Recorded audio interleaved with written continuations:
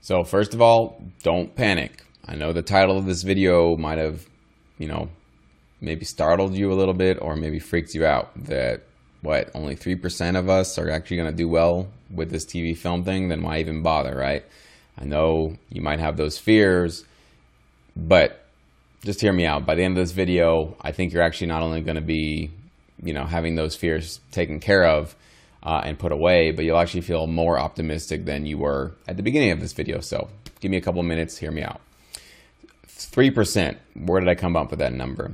If you go across any industry that anybody gets involved with, any educator will tell you that basically it's a 3 to 5% margin of students that enroll in anything, college, online courses, internships, whatever. 3 to 5% of people actually end up taking the knowledge and going forward and succeeding with it.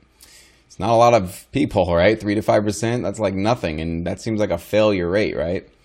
Well, there's two ways you can look at that. You can say, yeah, there's only 3 to 5% of people that are going to make it in this business. Probably not going to be one of, I'm not going to be one of those 3 to 5%. So why even bother? I should just quit. And if you need that excuse, here's your excuse. You can leave the industry, go do whatever you wanted to do and never see success for yourself or even try. How I see that is that 3 to 5% of people do succeed, and that means that you can succeed, right? That there's an actual possibility that you can do this full-time for a living. It's not like gambling, okay? So like if you were a blackjack player and you were playing by, let's say, assume you're playing by normal house rules. I know there's some of those card counters out there who are maybe gaming the system, but the average guy who says he gets pretty lucky with blackjack, you're only lucky until you're not. And there's not any professional blackjack players out there, right? Because at some point you're going to hit a streak of bad luck and poof, it's all going to go away. So not many professional slot players out there, right? Like that's a better example. There's not going to be a whole lot of people out there that day in and day out can say like, yeah, I'm one of the 3 to 5% of slot players that have a long-term career playing the slots, right? It doesn't happen. But with TV, film, music licensing, it does. And it definitely can happen. So the question for you is, are you going to be that 3 to 5%? And how do you know if you are one of those that are in that 3 to 5% that are actually going to do something with this information and do well in this business?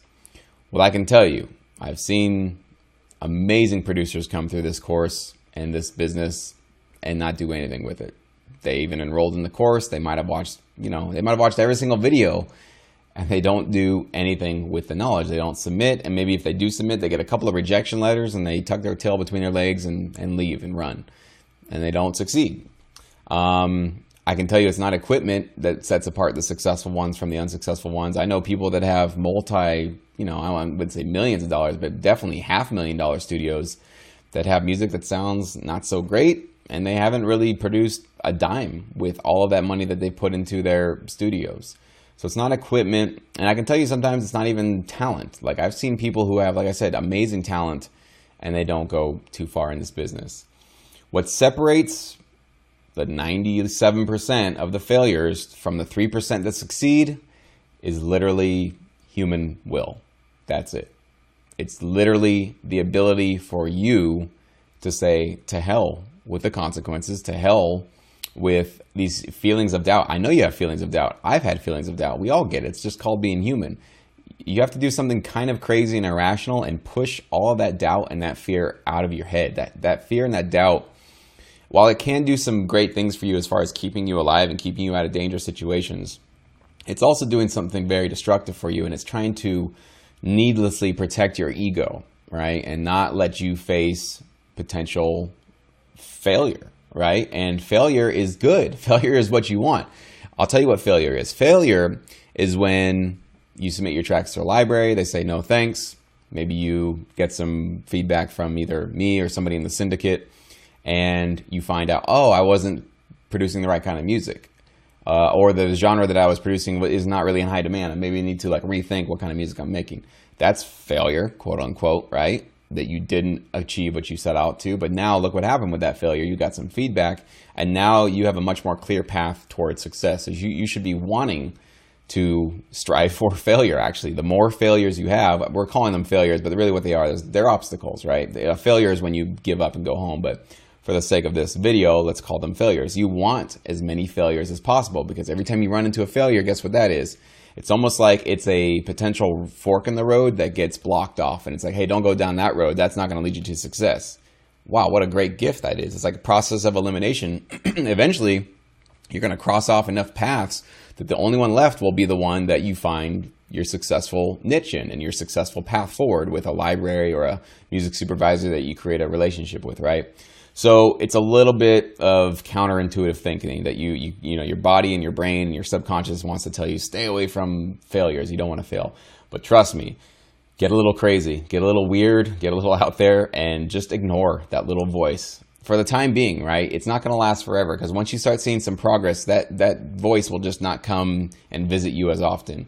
And it's a wonderful, relieving thing when you stop hearing that voice as often. And trust me, I still hear it from time to time with various things. It's just part of being human, like I said, but definitely not to the point where it's causing me to even second guess myself. I mean, those days are long behind me, just because I've seen for myself so many successful steps that I've taken and seen the progress for myself. So those days are behind me. So are you going to be that 3 to 5%? Do you have that human will to just push forward even when you feel there's no hope? You don't feel like you can see a path forward for your future, and you decide to be a little bit crazy and just to go for it, no matter what anybody says, no matter what anybody in your life might be filling your head with doubt about. You just know that you have something to offer. You have a great talent. You have a great ear. You have a great musical taste. You know, whatever it is that you feel is the thing that you can. Sometimes it's hard to put our finger on it, what it is that we have, but we all know we have it, right? We're musicians and we have this talent and this need to create art and to create music. And if you have that burning desire, you just got to go a little bit nuts. You got to just go forward and to hell with whatever you're feeling and thinking in your brain. So again, that's why I made this video, is to kind of give you a little bit of a reality check, but hopefully now you feel much more optimistic about your chances of actually becoming that 3 to 5% that actually succeed in the TV, film, music licensing business, or in anything in your life. You can be shy, you can be quiet, you can be, you know, whatever. Not the best producer in the world. Certainly, I know that I am not, definitely not the best producer in the world. But that's what kept me in this business, and what kept, you know, a lot of my peers who ended up burning out of the music biz and went back and got, you know, 9 to 5 day jobs. I just kept going, guys. That's it. I had that crazy human will that was like, I know this seems a little bit nuts, and I don't know if I'm going to see the results I want fast enough, but what else am I going to do? Am I going to go get a job that I hate? Am I going to go pursue a career that I don't enjoy?